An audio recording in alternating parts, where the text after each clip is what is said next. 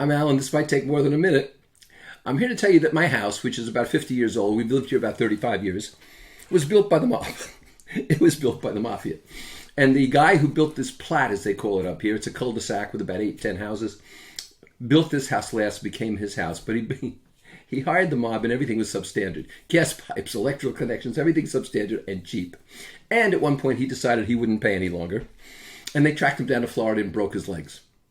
The next owner died at 38 years of age, either from an overdose or a brain aneurysm, depending on who you listen to. And when he passed away, his wife walked out the door. And so we found this house abandoned when we moved to Rhode Island.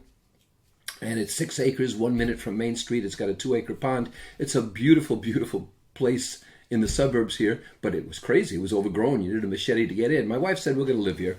And since she makes the minor decisions, like our lifestyle and where we live and so forth, and I make major decisions, like, I don't know, climate and world hunger, that worked out very well.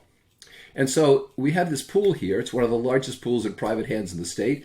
And every year it leaks more and leaks worse. And so finally we're having the whole thing redone. It's a huge project. And of course they found that the electrical connections running underground all down my lawn and into the cabana back there are substandard and too close to the surface. They're supposed to be, I don't know, 24 inches down, and they were like 8 inches down. So now there are electricians digging trenches and putting down new pipes and fixing that, and then that has to be approved by the building inspector, and on and on and on.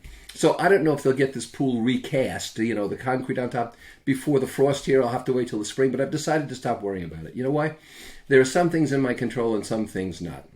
And what I can control is just being calm and finding the money to pay these people and being helpful when I can. And what I can't control is a building inspector or what's done 50 years ago that isn't up to snuff today.